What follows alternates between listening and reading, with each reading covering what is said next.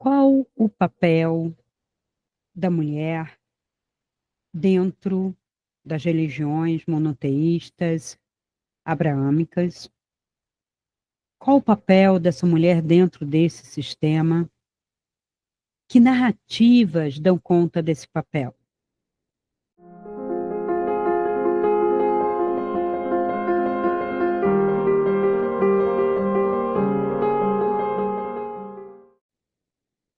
Olá, pessoal.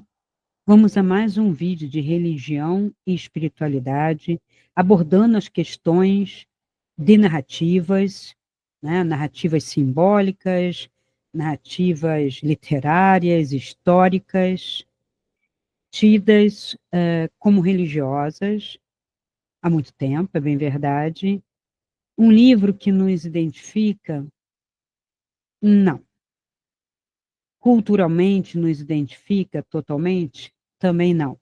Eu sei que tem um discurso que anda pela rede, que me parece que vem de pessoas um pouco medrosas de questionar o sistema, ou com medo de alguma vingança desse Deus que representa essa religiosidade, mas historicamente, arqueologicamente, linguisticamente, já foi comprovado que esse texto, esse livro, no qual se baseiam as religiões, no caso cristãs, né, que é digamos, é uma renovação e um upgrade do judaísmo. Ele tem no bojo todo o judaísmo, tanto é que a maior parte, né, desse sistema é baseado na Torá, e não só na Torá judaica, que é o Pentateuco, e além temos os outros livros ainda também escritos por profetas judeus, como se o Cristo, ou Jesus Cristo, ou Jesus que se fez o Cristo, que é o representante, vamos dizer, dessa nova versão, né, da religião, não tivesse trazido espada, contestação, questionamento de todo aquele sistema político, religioso, mas político sim, religioso sim, mas porque os dois se misturam, não há separação, porque para as religiões abraâmicas, né, isso é desde Abraão, se eu não definir um só comandante como um Deus único a ser cultuado, eu sempre vou ter dissensão. Errou Abraão ao tentar fazer isso, na época deu certo, ele conseguiu reunir algumas tribos, outras tiveram que ser dizimadas, sem dúvida nenhuma, está lá, né, na história, no Êxodo, depois na entrada em Canaã, né, todas as guerras santas feitas por aquele povo em nome, né, de um Deus único, né, e criado e cultuado por Abraão. A gente tem isso, quer dizer, dentro do próprio judaísmo, tem isso dentro do próprio islamismo, em cópia direta, né, porque Maomé é 600 anos depois, ainda pega o início do cristianismo, mas numa contestação muito maior aos judeus, essa guerra é antiga, né, essa guerra que está aí, né, para tirá-los daquela terra, nunca se deram, né, islâmicos, né, muçulmanos e judeus, e o cristão entrou aí, eu acredito, de gaiato no navio, porque nada tinha que ver, a doutrina é outra, a proposta é outra, é perdão, é amor, meu reino não é deste mundo, vamos criticar o farisaísmo, essas são as palavras do Cristo, e hoje a gente tem milênios de uma constituição que eu considero milenarmente, né, colocada pelo Império Romano e depois continuada pelos governantes, né, de uma Europa que se espalhou pelo mundo, né, reis, né, que na verdade não tem a ver muito com a figura crística, ou a figura, é como se eu dissesse que Buda, né, que foi Siddhartha, que se iluminou e tal, tivesse comandado todo as atrocidades que também aconteceram e acontece Índia, China, no Oriente, em nome sempre de uma religião. Veja, quando um homem briga com outro em nome de uma religião, é um pretexto. Sempre a humanidade viu isso em termos de propriedade, de terra, de animais, riqueza, né? E mulheres para procriar e crescer. Então não tinha santo nenhum, nem Deus nenhum, nas religiões antigas e primitivas, que justificasse aquilo que já é, vamos dizer, de uma natureza humana no sentido natural, vamos dizer assim, o homem natural. O homem natural é bélico, é conquistador, é imperialista, né? E com ou sem um império, ele vai sempre querer mais. E a gente vê até hoje em lugares civilizados, a gente tem a Europa como exemplo, né? Nações civilizadas sempre buscando o ouro que está na África, o ouro que está na Ásia, o ouro que está nas Américas. Então, eu quero mais. Uns se colocando e outros só explorando. Então, essa história não mudou muito. Ela, às vezes, é mais violenta, às vezes um pouco menos, momentos de paz, momentos de um pouco mais de prosperidade, mas sempre dá a louca, esquenta a cabeça de uma meia dúzia e vamos fazer guerra em outro lugar, vamos fazer guerra aqui e acolá, e as guerras não são decididas por nenhum povo. Os povos, né, os soldados, os que estão sendo convocados, eles têm a cabeça feita para lutar em nome de. Tanto é que na última declaração de guerra entre Rússia e Ucrânia, tanto russos como ucranianos estavam vazando do país por não concordarem e não quererem ser bucha. Aí, os governantes que não sustentam ninguém, o que um governante sustenta? O que faz um governante? O que faz um presidente? Não sou adepta do anarquismo, mas essa ingerência sobre a vida humana de cada um, quando a pessoa não concorda, é abuso. Toda máquina do Estado, ela mais inchada, menos inchada, é paga com o dinheiro único e exclusivamente do povo, dos impostos. Nenhum Estado produz por si riqueza. Ele, na verdade, ele gasta. Quanto mais funcionário, quanto mais ministérios, quanto mais medidas, isso e aquilo, pior, mais dinheiro se exige. De quem?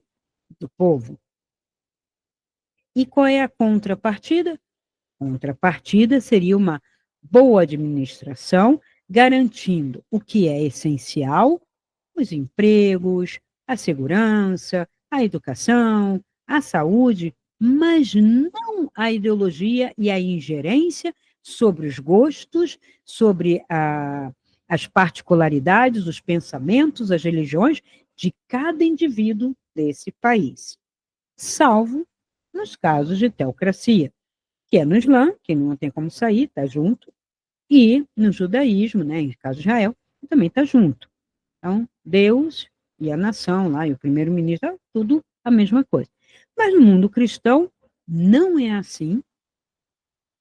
Já foi, por causa do Império Romano, por causa da teocracia que foi imposta por Constantino, né? Constantino perdendo o poder, lançou mão do modelo judaico para se manter, e não deu certo.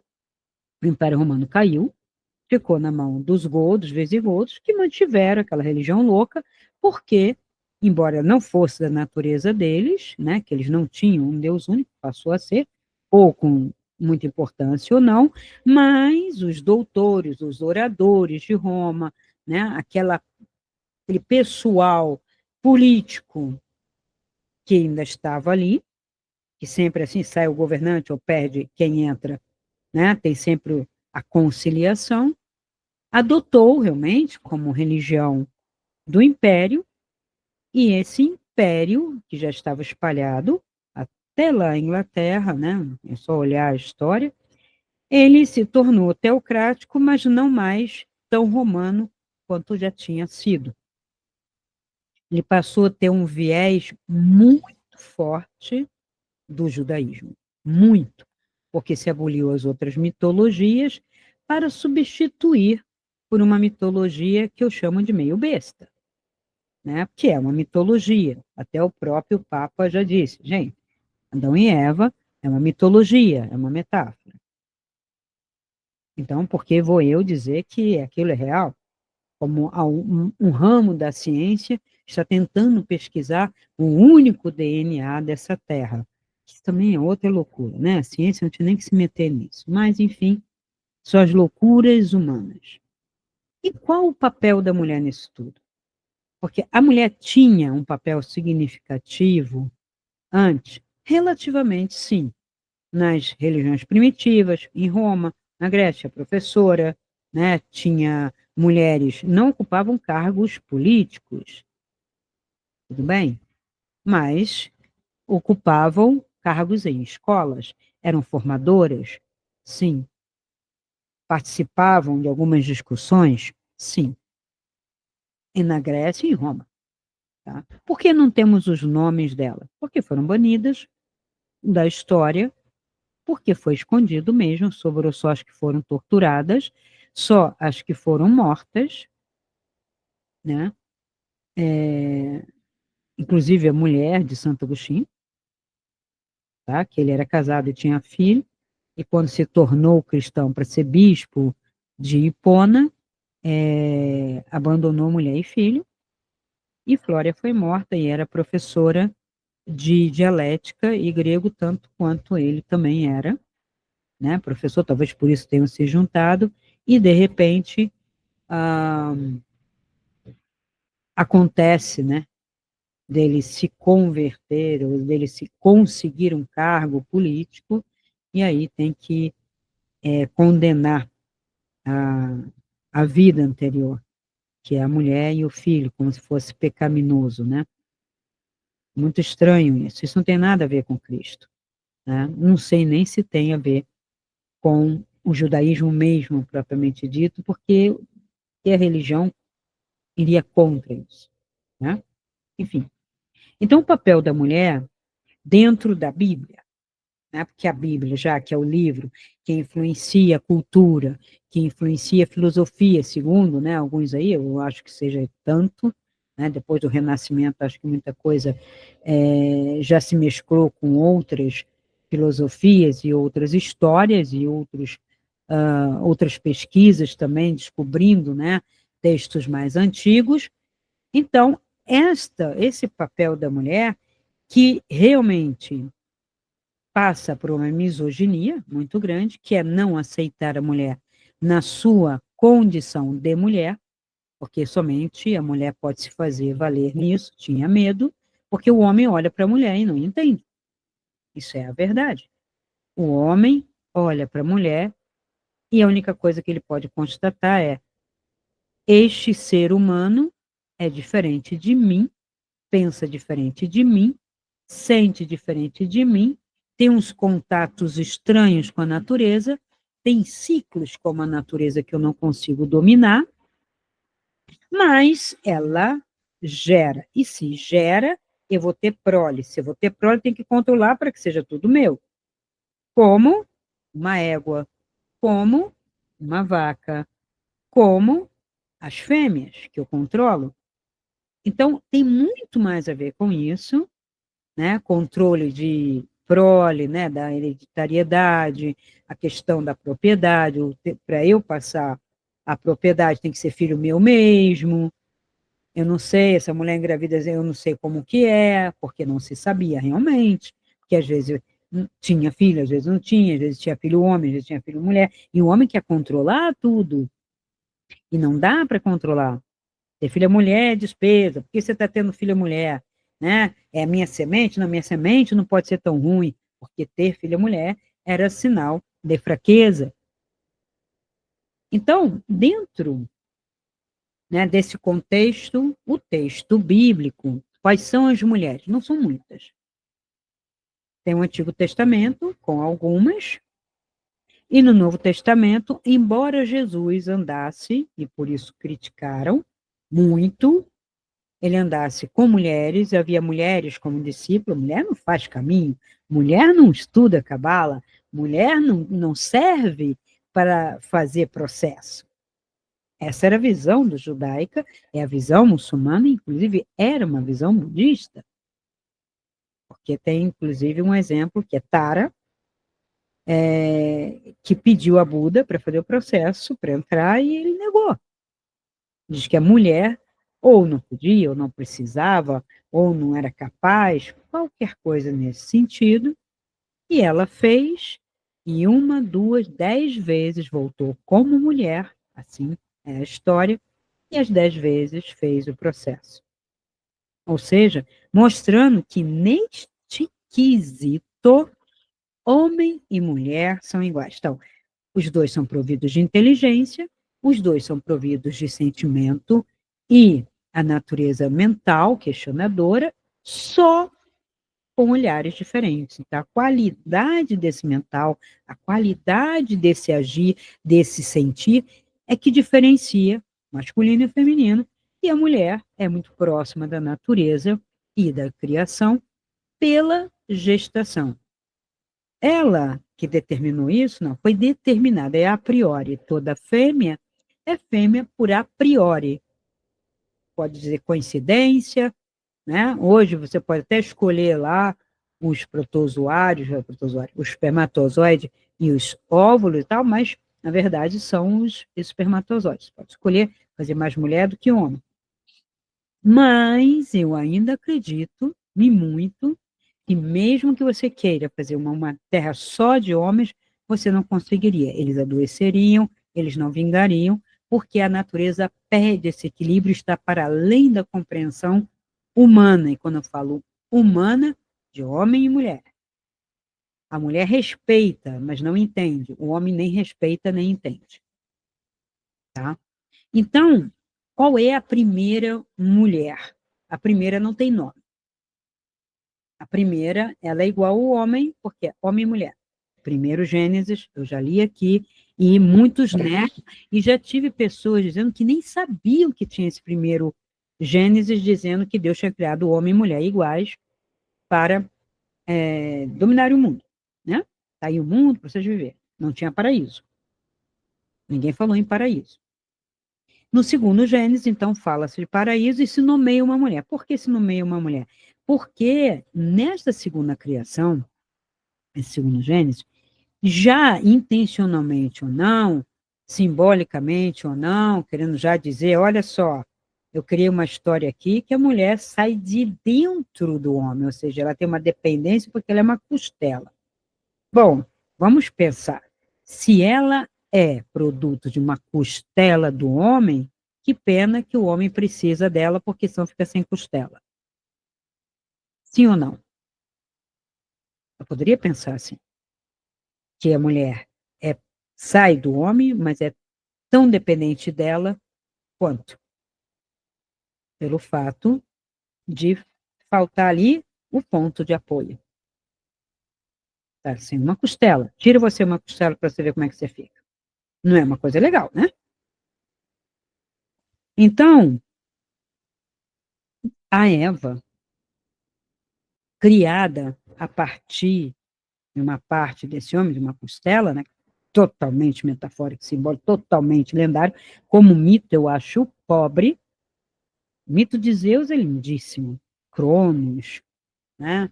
E Zeus, Hera, Afrodite, o Olimpo. Adão, Eva, o paraíso. E um Deus mandando lá. É um mito pobre. Aí a pessoa vai dizer, porque não é um mito, mas é um mito. É um mito, porque não é real. O próprio Papa já disse isso e outros exegeses. Claro que não é real. Dois seres humanos não podem gerar humanidade E eu ainda provo, porque essa humanidade foi destruída pelo próprio Deus que criou, e depois veio então Noé. Então não somos descendentes de Adão e Eva, e sim de Noé e sua esposa. Não foi o dilúvio? Não foi para isso? Não foi para destruir tudo, que estava tudo errado? Ele não gostou? Ele quem? O tal Deus que criou Adão e a Eva? E aí, o que, que acontecia naquele paraíso? Nada. Literalmente nada, até que aparece a serpente. A serpente, ela é o movimento. A serpente, ela não é Satanás. A serpente é o conhecimento. Se for ler, né, metaforicamente, porque o que, que uma serpente está fazendo nesse paraíso se ela é maligna? Se é um paraíso, serpente não podia ter. Então é tudo cheio de muita inverossimilhança para ser literário. Eu não li poemas com tanta inverossimilhança como leio a Bíblia. Inverossimilhança, não são apenas contradições. Em termos de texto literário, o que eu digo, ela é pobre. Aliás, judeu nunca fez muito bom literatura. Pode fazer música, mas literatura são muito ruins, muito fracos, muito panfletários. Não tem, sabe, uma riqueza de imagem. Você tem Ilíada e Odisseia com muito mais riqueza de movimento, de ação, de arquétipo do que tem essa história. Como que essa história ficou sendo representação de, de todo um ocidente? Por que não Ilíada e Odisseia? Por que não a Eneida de Virgílio? Por que não outros textos que não apontam para a religião? Porque a Ilíada e Odisseia é anterior. Então, em outros textos também, né, a tragédia da Babilônia, que tem, esqueci o nome agora, que tem a deusa, que tem os dois brigando, né, pela mesma posição, né, parece até Caim e Abel, mas não da mesma maneira. Então, quando você vê isso, tem a deusa Estar e tudo, né, tem a mitologia egípcia também, com deuses dinâmicos, né, você tem Ísis, Osíris e Horus, só esses três dão de 10-0 em qualquer mito bíblico. 10-0.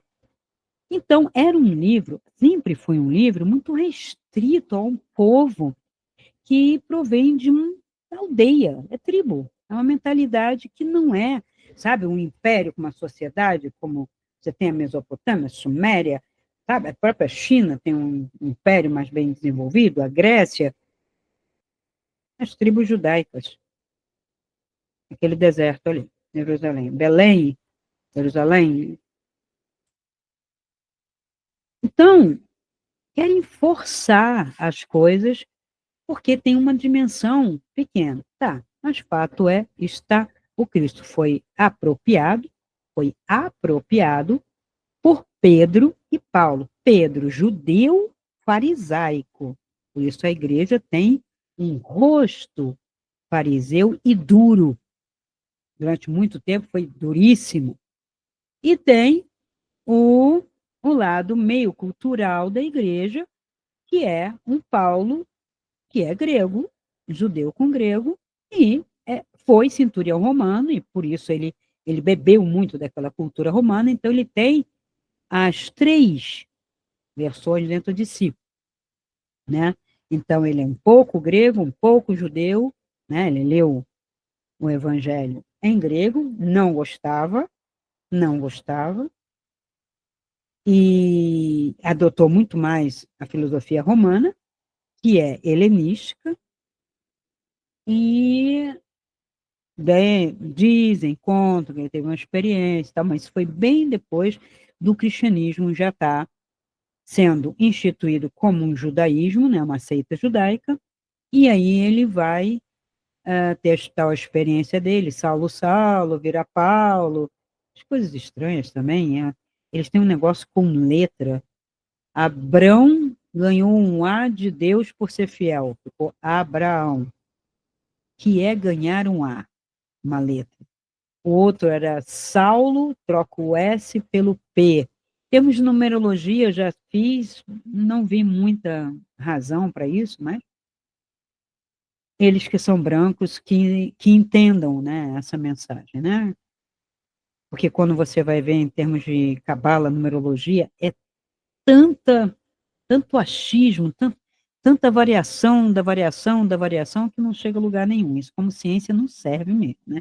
Não serve como ciência, não serve como literatura. Aí só serve como religiosidade, porque aí é uma questão de fé.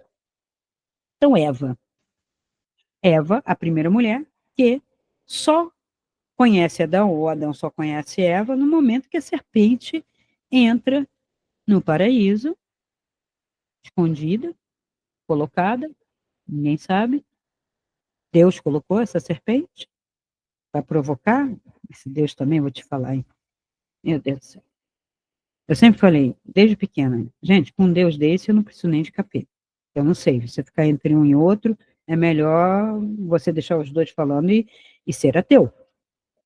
Porque já não basta a natureza humana, que é um conflito só, então eu acho que o Deus e o diabo está dentro de cada um de nós.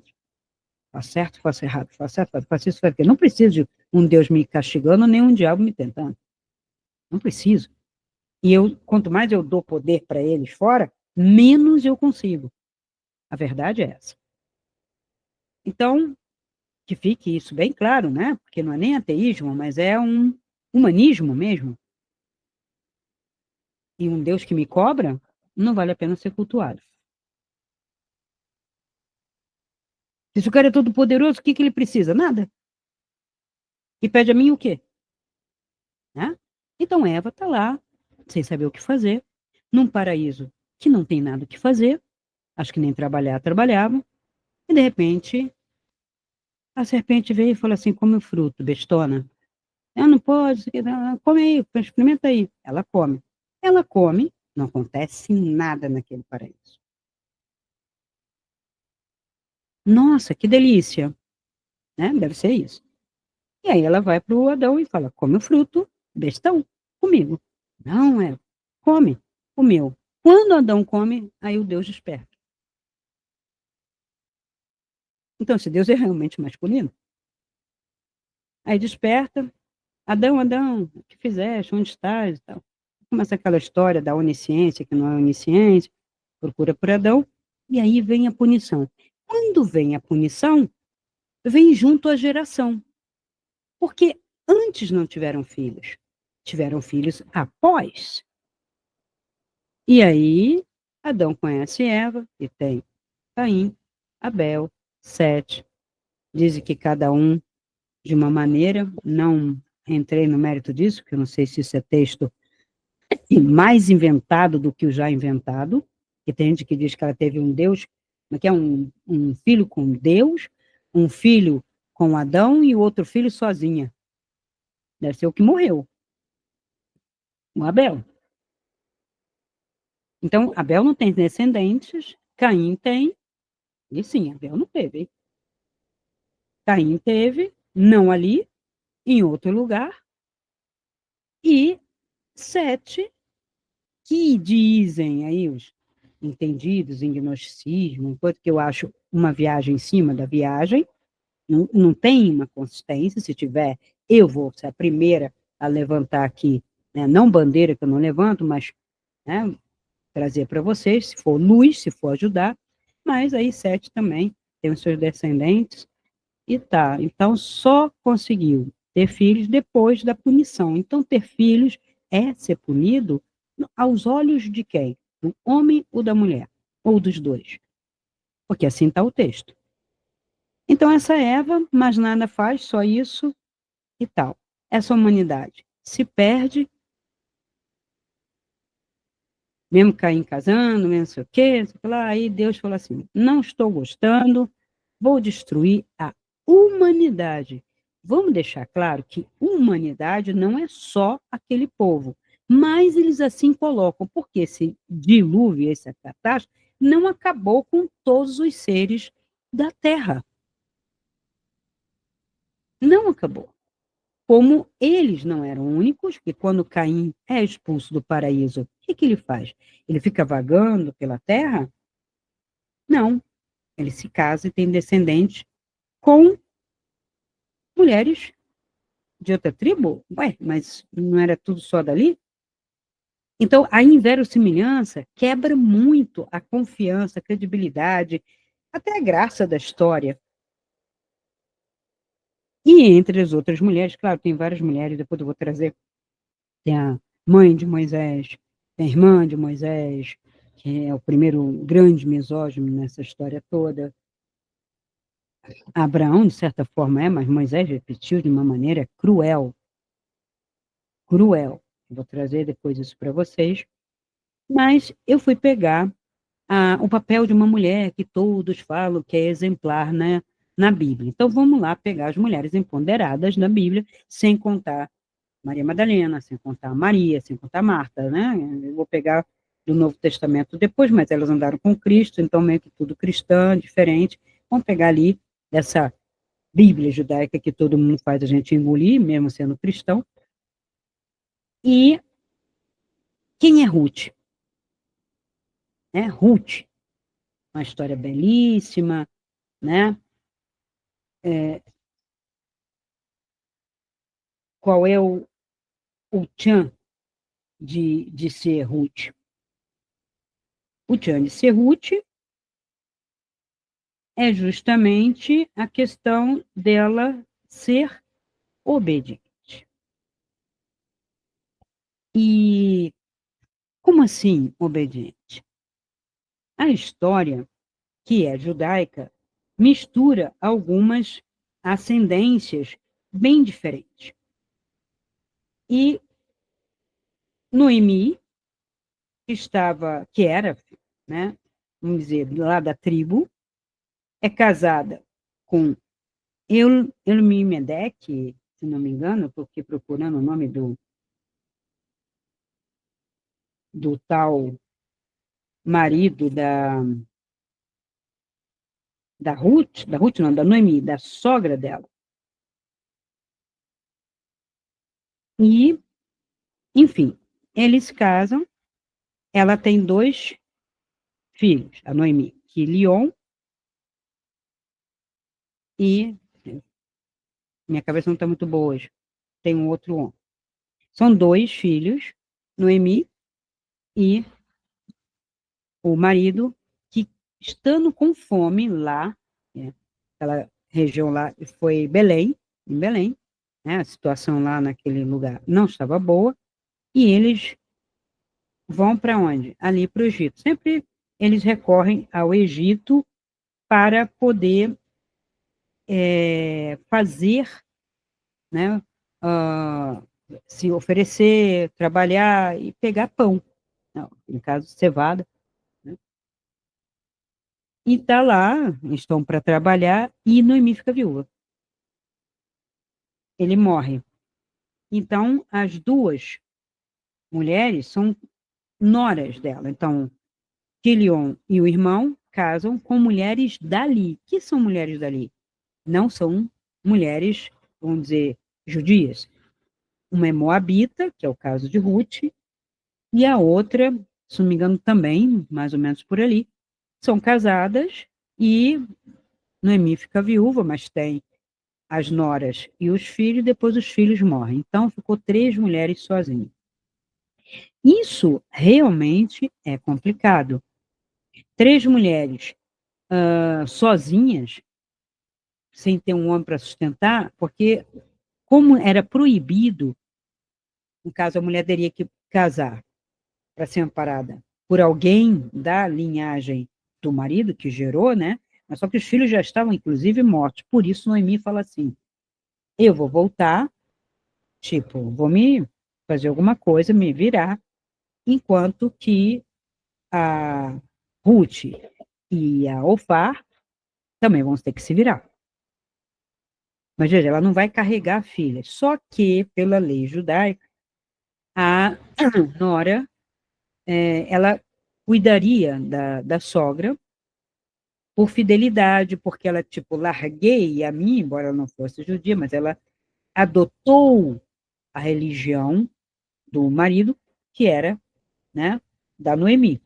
Então, quando ela faz isso, ela passa a ser fiel àquele princípio que é a lei de leviriato, que é de Levi, que quando uma mulher fica viúva, ela vai para o irmão, depois vai para o irmão, quer dizer, ela teria que buscar alguém da mesma linhagem, né, do marido, mesma família, até um primo, para poder não ficar sozinha, porque senão ou ela vai ser prostituta, vai ser prostituída, banida, ou ela vai ser escrava, vai ser vendida como escrava.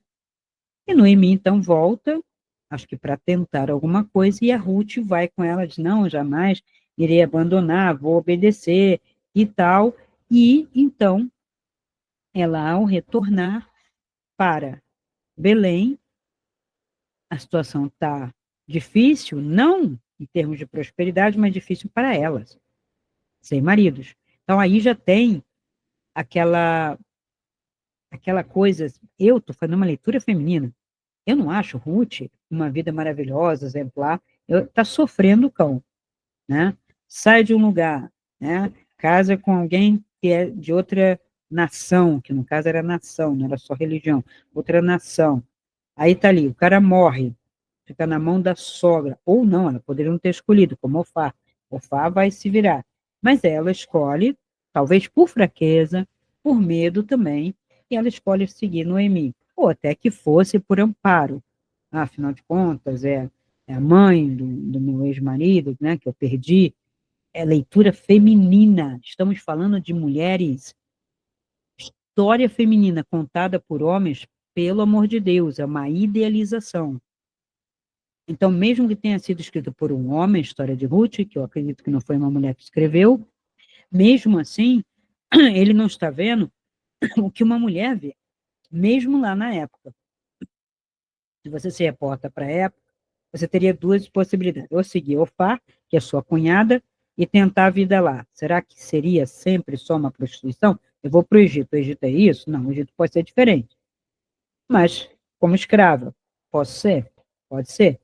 Mas se resta alguma coisa, eu segui a sogra, vai me dar um futuro diferente? Então, vamos dizer que eu segui por amizade, por algum laço, e fui para Belém. Cheguei em Belém, o que tem em Belém?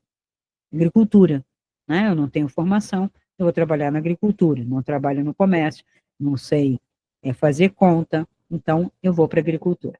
Mas chegando na agricultura e todo mundo sabendo que ela é viúva, há um abuso. Então, veja a misoginia já instituída dentro da nação.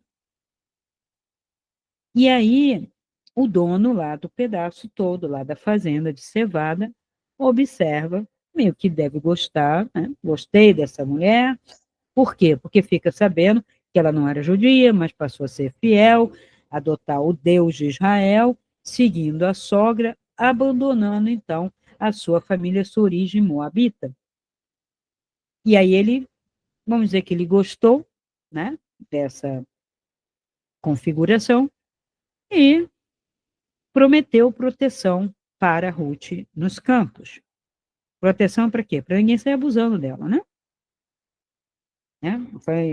Fez papel de miliciano. Olha, eu te protejo, tá? Mas o que você vai me dar, né? Eu vou ficar com parte daquilo que você colhe, óbvio. Mas ela poderia levar para a sogra. E o que acontece? Conversa com a sogra e qual é a ideia? A ideia, então, é por que você não se oferece para Boaz, que era o dono lá no campo de cevada? Quem acha isso bonito? Como mulher, não acho. Já estou com a proteção. Para que eu tenho que me oferecer? Para ter uma posição melhor. Bom, aí é assim, uma questão de lógica. Pode ser que tenha mulher que acha isso normal, legal. Eu faço a minha leitura e digo, nossa, que chato, que tristeza, que coisa horrível. Vou ter que me submeter. Já tinha casado com alguém que eu queria, agora vou ter que casar com alguém que eu não quero. Isso nunca dá certo. E então ela de noite foi e se ofereceu aos pés, gente. Não foi se ofereceu conversando, mostrando valor, ou até tomando algum vinho com Boaz. Colocou aos pés do cara.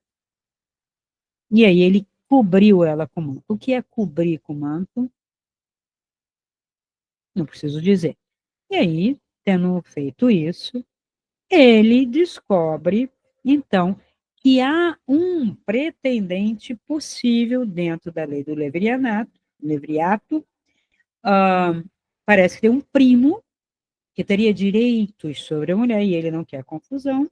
Então, eles vão lá até o Sinédrio e tal, e fala, estou aqui com a Ruth, vou entregar a Ruth, abro mão de Ruth, ó, não quero saber de nada, você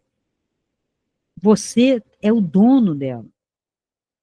Isso é uma história belíssima, bonita aos olhos de quem? Dos homens. Não sei nem se todo homem, tá? Hoje em dia, poderia ser na época, né? Dos judeus. Seria aos olhos do Cristo? Será? Se ela quisesse ficar protegida sem se casar, será que o Cristo ampararia? Sim, porque amparou Maria Madalena. Maria Madalena também já tinha sido casada, também já tinha ido para o prostíbulo e também já tinha saído do prostíbulo e sendo salva, limpa, né? O caso deve ter pegado doenças, e o Cristo curava, e seguiu o Cristo protegendo-a, inclusive, dos apóstolos que falavam contra ela. Ela quis ser seguidora. Ele garantiu, sem precisar casar, e muitas pessoas inventam essa história do casamento, porque é o homem que não consegue conceber que ele possa proteger uma mulher sem chegar lá e tirar uma casquinha. Ou seja, é uma visão masculina contra uma visão feminina, mas que, infelizmente, hoje a visão feminina está impregnada de uma visão masculina por fraqueza e para se defender de uma violência maior do homem. Eu prefiro, tipo, concordar com ele. Se eu não posso vencer meu inimigo, eu me alio a ele. Isso é básico, né? A arte da guerra. Então, durante muito tempo, assim foi. Mas tem sempre as rebeldes, né? As autênticas, né?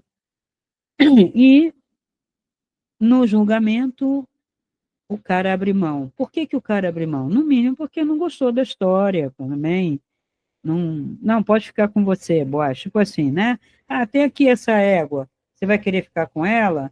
Eu já, né, já cavalguei, ela já fez isso. Não, pode ficar. Não, eu quero uma égua nova. Mesma coisa, gente. Sabe, a qualidade da mulher dentro da Bíblia, com raríssimas exceções, é, infelizmente, abaixo, abaixo. E hoje, nós temos uma parte dessa política ensandecida e louca, que está polarizada, querendo a volta disso, definindo papéis desse tipo para mulheres, sem garantir nada, porque, veja, a mulher tinha um papel, ela tinha uma obrigação, mas e se o cara não sustentasse? E se o cara fosse violento? E se o cara... Não tem lei para isso. Ou seja, nascer mulher é castigo dentro da religião abraâmica e se espalhou pelo mundo. Não tem poder.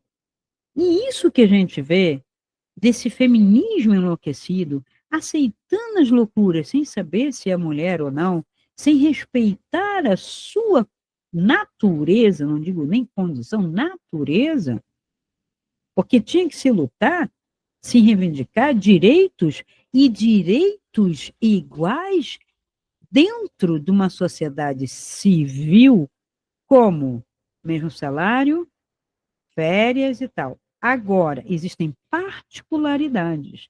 A mulher gera e gesta. A gente tem na Europa, no primeiro mundo, isso, e nem por isso eu sei de homens que vão reivindicar a mesma coisa.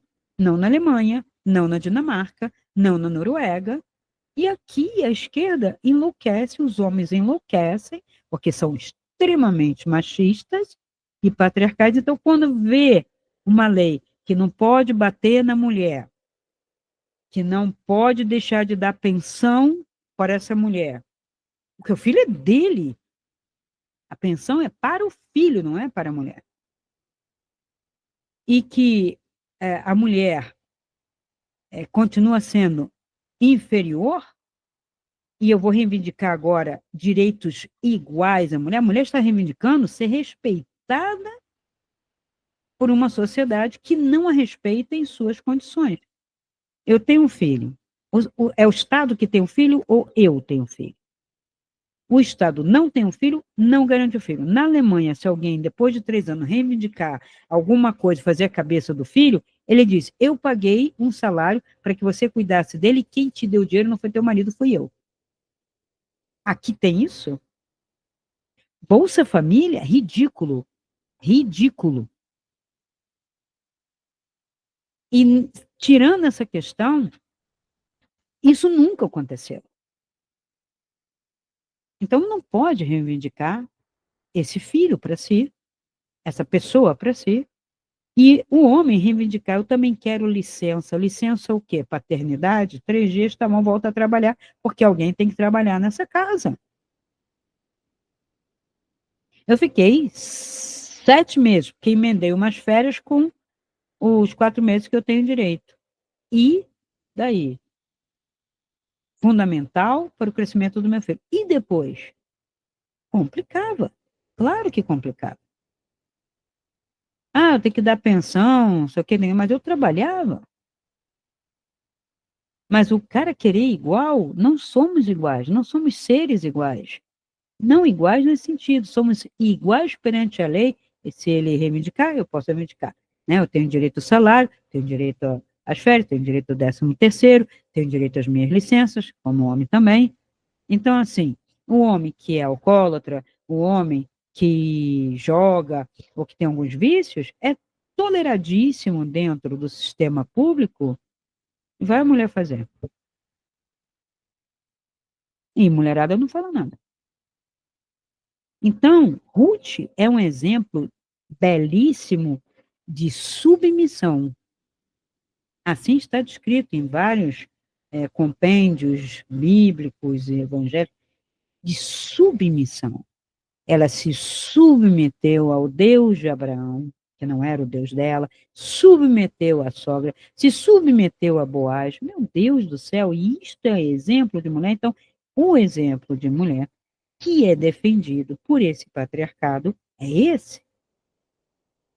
Não existe mais nenhum outro, todos os outros são odientos, são horríveis. E depois, depois não se sabe. Se ela teve filha mulher, se não teve filha mulher, fica isso como história. Foi fiel a Noemi e é uma das mulheres. Quais são as outras mulheres, né, que nós temos? Tem diversas outras. E eu vou contando, uma por uma, as mais como essa, submissas, e tem outras que não são tão submissas, e as que são, vamos dizer, mais autênticas, com opinião, que se impõem, elas são tidas como prostitutas, muitas delas. Elas são confundidas com uma mulher que não vale nada, que só quer a sexualidade dela a qualquer preço e sedução e tal. Então, a gente vai trazer esses exemplos para a gente estar falando de, sim, de um papel da mulher. Não estou levantando a bandeira nem da esquerda nem da direita, pelo contrário. Não suporto a anarquia que está aí, que não define a mulher como mulher e que permite que um homem se diga mulher, que não tem como, não pensa igual, não gera, não menstrua, não adianta ele achar, é uma disforia, ele achar que ele é uma mulher. Aliás, quando eu era nova, que eu via no carnaval algumas coisas dessas, de homens vestidos de mulher, que era tudo brincadeira, brincadeira, brincadeira, eu já falava, é uma brincadeira meio estranha, né? Mas tudo bem, vamos deixar que é brincadeira. Quando eu vi, né, na família, irmão, e se vestir com roupa de mulher, com a roupa da minha irmã casou aí com a minha roupa, opa, a minha não. Com a minha, não. Brincadeira, não sei o quê, quero me pintar. Eu falei, fui bem clara, caçapei, falei, vou caguetar, vou dizer, vou falar no colégio militar, ele estava no colégio militar, e vou acabar com essa história. Foi uma coisa ruim? eu inibir alguma coisa, uma tendência dele? É maluquice, é loucura. E não permitir que ele pegasse da minha mãe. Fez a escola militar, normal depois, isso passou. Então, hoje, aquilo que pode ser uma brincadeira, pode ser uma ironia, né? Ou tentar só saber como é, poderia querer me vestir como homem, e o homem querer se vestir como é, brincar, fazer de conta, e quando você faz de conta, você tem a exposição de um estereótipo. Eu vou me vestir de homem, vou ter um estereótipo de homem. Eu nunca vou me sentir homem. Eu não vou sentir as obrigações que um homem sente, o pensamento de um homem, assim como o homem não tem como se sentir mulher. É um estereótipo de uma mulher exibida, fútil, exagerada, uma personagem drag queen, que não somos, né? Com muita maquiagem, muito gasto fútil. Isso é ser mulher? Então o homem está fazendo uma crítica, dizendo, olha só, para ser mulher tem que ser isso tudo aqui. E não. E o principal, que é o que dá as oscilações na mulher, que é o que dá o pensar diferente, o sentir, é a conexão com a natureza. Nós menstruamos, isso ele é regido pela lua. Aí o que faz o sistema? Tira a menstruação da mulher. Os pais vão lá e não deixam a mulher menstruar. A mulher não quer menstruar, a mulher não quer sentir o ciclo, ela não quer respeitar o corpo. Veja, ser dona do meu corpo é aceitar o meu corpo como ele é. Aí depois adoece, vai fazer terapia tal, vai para o médico tal. E se tirasse a foto Kirlian dessas pessoas, vocês veriam que a energia estaria assim, que você coloca 2 dedos juntos e tira na Kirlian, se você tem uma harmonia com o seu corpo, tá ali os 2 dedos juntos, embora pode ter algumas deficiências e tal. Mas quando você vê um escuro aqui, com as energias se separando, é uma rejeição de mim enquanto ser que estou sendo. E não tem. Você pode tirar da pessoa operada, da pessoa que já se assumiu em outra coisa, continua o corpo em crise, porque esse corpo não é.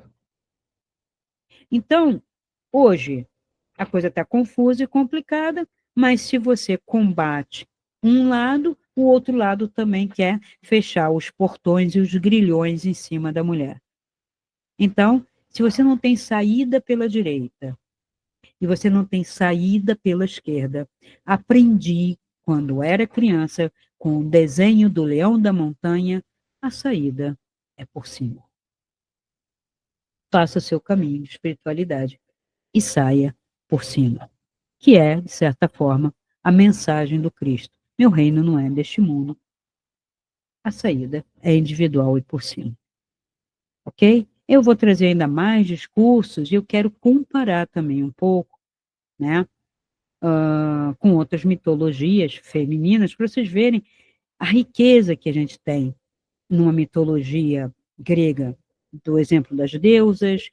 Roma é um pouco de cópia. Tem a mitologia celta também, que eu acho muito rica, no lado feminino. Tem a egípcia. Tem um pouco também da Babilônia. Eu vou trazer algumas mulheres para a gente comparar. E tem o curso, o workshop do Sagrado Feminino, um workshop para mulheres, que é em forma de curso, onde tem as explicações para mulheres e áudios específicos para mulheres se harmonizarem com a natureza e o sagrado feminino, tá? Vou deixar o link aqui embaixo. E o curso mesmo, para a gente analisar esses arquétipos femininos, porque eu só fico só dando arquétipo masculino, eu quero colocar os arquétipos femininos, ele está sendo colocado aos poucos, porque eu faço terapias, eu faço mapa astral, então, no momento, está muito puxado, sim, mas eu vou trazendo aos poucos, estou montando, e quero crer que até o meio do ano eu já tenho uma coisa significativa para a gente explorar mais essas imagens femininas, ok? Então, ficamos por aqui, até o próximo vídeo, vai ter um vídeo também sobre projeção astral, para a gente dar continuidade ao que eu estava falando antes, mas também me pediram para falar sobre sonho lúcido e paralisia do sono, tá? E eu vou tratar isso no próximo vídeo, ok? Então, até lá.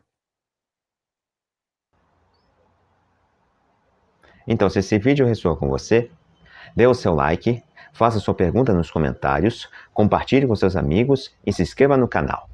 Assim poderemos alcançar um número ainda maior de pessoas e ajudar esse canal a crescer ainda mais. Pois afinal, como eu sempre digo, essa luz é para todos nós. Então ajude-nos a iluminar essa rede.